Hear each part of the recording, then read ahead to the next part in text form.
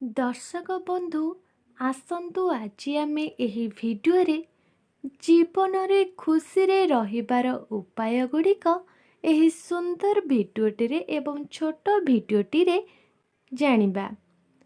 भिडियोटी की शेष पर्यंत निश्चित देखिबे, जमारू भी स्किप करिवेनी।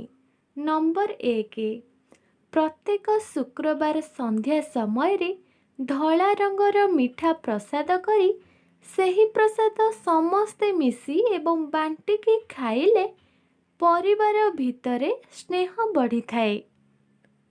ନମ୍ବର 2, ନିଜର ସଫଳତା ପାଇଁ ସବୁବେଳେ ନିଜ ଲକ୍ଷ୍ୟକୁ ଧ୍ୟାନ ଏବଂ କେନ୍ଦ୍ରିତ କରିବା ଉଚିତ। ଅନ୍ୟ କଥାଗୁଡ଼ିକ ମନକୁ ଆଣନ୍ତୁ ନାହିଁ। ନମ୍ବର 3, ଘରେ ସକାଳ ଏବଂ ସନ୍ଧ୍ୟାରେ ଧୂପଦୀପ ଜାଳି ପୂଜା କଲେ ଧନ ଆସିବାର ମାର୍ଗ ଆପେ ଆପେ ଫିଟିଥାଏ। ନମ୍ବର 4, ନିଜ ଦୋକାନରେ ପ୍ରତ୍ୟେକ ସଂକ୍ରାନ୍ତିରେ ହୋମ ପୂଜା କରନ୍ତୁ, ଗ୍ରାହକ ବଢ଼ିବାକୁ ଲାଗିବେ। ନମ୍ବର 5, ନିଜର ପିନ୍ଧିଥିବା ଲୁଗାକୁ ନ ସଫା କରି ପୁଣି ଥରେ ଧାରଣ କରନ୍ତୁ ନାହିଁ। ଏପରି କଲେ ଶୁକ୍ର ଗ୍ରହ କମଜୋର ହୋଇଥାନ୍ତି, ସୁଖଟା ଦୁଃଖରେ ପରିଣତ ହୋଇଥାଏ। ନମ୍ବର 6, ଘରକୁ କେହି ଆସିଲେ ତାଙ୍କ ଉପରେ କେବେ ବି ରାଗନ୍ତୁ ନାହିଁ, ତାଙ୍କୁ ସଦାବେଳେ ସମ୍ମାନ ଦିଅନ୍ତୁ। ଅତିଥି ନାରାୟଣ ସ୍ୱରୂପ ହୋଇଥାନ୍ତି। ନମ୍ବର 7, ସମାଜରେ ଭଲ ନାମ ରଖିବା ପାଇଁ ପ୍ରତ୍ୟେକ ଦିନ ସୂର୍ଯ୍ୟଙ୍କୁ ଜଳ ଅର୍ଘ୍ୟ ଦେବା ଏବଂ ରବିବାର ଦିନ ଉପାସନା କରିବା ଦ୍ୱାରା ସମାଜରେ ଭଲ ନେମଫେମ କରିବ। ନମ୍ବର 8, ନିଜକୁ ସବୁବେଳେ ଆଶୀର୍ବାଦ ଦେବା କୌଣସି ଦେବାଦେବୀଙ୍କ ଆଶୀର୍ବାଦ ଠାରୁ କମ୍ ନୁହେଁ। ଏପରି କଲେ ଭାଗ୍ୟରେଖା ଧୀରେ ଧୀରେ ବଦଳିବାକୁ ଲାଗିଥାଏ। ନମ୍ବର 9, ଭୂମି ମାତାକୁ ପ୍ରତ୍ୟେକ ଦିନ ମଥାରେ ଛୁଇଁ ପ୍ରଣାମ କରିବା ଉଚିତ। ଏପରି କଲେ ଦୀର୍ଘାୟୁ ହୋଇଥାନ୍ତି। ନମ୍ବର 10, ବିବାହିତ ଦାମ୍ପତ୍ୟମାନେ ଠାକୁରଙ୍କ ଲକେଟ୍ ଧାରଣ କରନ୍ତୁ ନାହିଁ। ଶରୀରରେ ଠାକୁରଙ୍କୁ ଧାରଣ କରି ଶାରୀରିକ ସମ୍ପର୍କ ରଖିବା ସବୁଠାରୁ ମହାପାପ ହୋଇଥାଏ।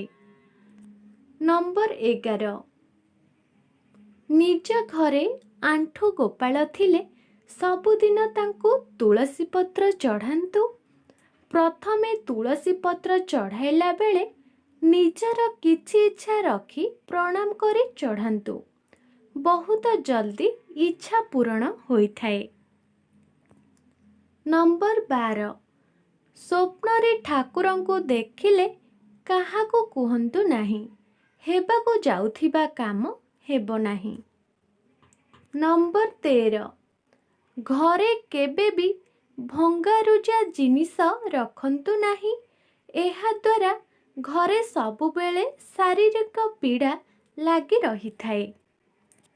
ନମ୍ବର 14, ଭଙ୍ଗା ପାନିଆରେ ମୁଣ୍ଡ କୁଣ୍ଡାନ୍ତୁ ନାହିଁ, ଦାରିଦ୍ରତା ହୋଇଥାନ୍ତି। ଭଙ୍ଗା ଦର୍ପଣ ଦେଖନ୍ତୁ ନାହିଁ, ସୁନ୍ଦରତା ମଧ୍ୟ କମି ଯାଇଥାଏ। ନମ୍ବର 15, ନିଜ ଗୁରୁଜନଙ୍କର ଯେତେ ସେବା କରିବେ ସେହି ଜନ୍ମରେ ହିଁ 7 ଜନ୍ମର ପାପ ଧୋଇ ହୋଇଯିବ, ଆଉ ଜନ୍ମାନ୍ତର ସୁଖୀ ହେବେ।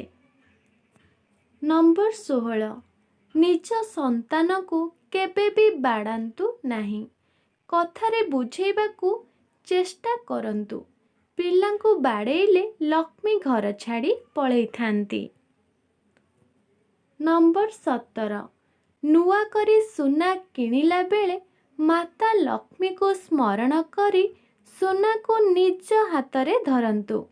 ଏପରି କଲେ ବହୁତ ସୁନା କିଣିବେ ଏବଂ ନିଜ ଜୀବନରେ।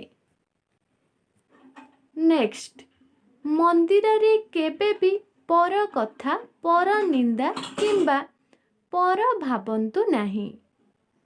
ଏପରି କଲେ ତାଙ୍କର ମଙ୍ଗଳ ସହ ଉନ୍ନତି ହୋଇଥାଏ। ନିଜ କଥା ଭାବନ୍ତୁ। ନେକ୍ସଟ, ମଶାଣିରେ ଥିବା ବେଳେ କେବେ ବି କାହାକୁ ଫୋନ୍ କଲ୍ କରିକି କଥା ହୁଅନ୍ତୁ ନାହିଁ। କଲ୍ ଯାଇଥିବା ବ୍ୟକ୍ତି ଉପରେ ନେଗେଟିଭ୍ ପ୍ରଭାବ ପଡ଼ିଥାଏ। ନେକ୍ସଟ, ଶୋଇବା ଘରର ରଙ୍ଗ ଧଳା ଲାଇଟ୍ ଏବଂ ହଳଦିଆ ରଙ୍ଗର ହୋଇଥିଲେ ବହୁତ ଶୁଭ ଅଟେ। ନେକ୍ସଟ, ନିଜ ନଖକୁ ଦାନ୍ତରେ ଛିଡ଼ାନ୍ତୁ ନାହିଁ। ଏହା ନିଜ ଭାଗ୍ୟରେ ତାଲା ପକେଇ ଦେଇଥାଏ। ଯେତେ ଯାହା କଲେ ମଧ୍ୟ ସଫଳତା ମିଳିନଥାଏ। ନେକ୍ସଟ, ସାପକୁ କେବେ ବି ମାରନ୍ତୁ ନାହିଁ। ସାପକୁ ମାରିଲେ ଜନ୍ମ ଜନ୍ମ ପାପ ଲାଗିଥାଏ। ସନ୍ତାନ ସୁଖ ମଧ୍ୟ ମିଳିନଥାଏ। ନେକ୍ସଟ, ପ୍ରତ୍ୟେକ ଦିନ ଗାଧୋଇବା ନିଜ ଶରୀର ସଫା ରହିବା ସହ ଶୁକ୍ର ଗ୍ରହ ପ୍ରସନ୍ନ ହୋଇଥାନ୍ତି। ନେକ୍ସଟ, ତୀର୍ଥଯାତ୍ରାକୁ ବାହାରିଲା ବେଳେ ହାତରେ ବା ପର୍ସରେ ତୁଳସୀ ପତ୍ର ସାଙ୍ଗରେ ନେଇକି ଯାଆନ୍ତୁ। ତୀର୍ଥଯାତ୍ରା ସଫଳ ହେବ।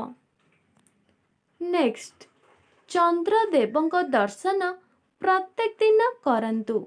ବିଦ୍ୟାରେ ଆଗେଇବେ ଏବଂ ସବୁ କାର୍ଯ୍ୟ ଭଲରେ ହେବ ଏବଂ ମନ ମଧ୍ୟ ଭଲ ରହିବ।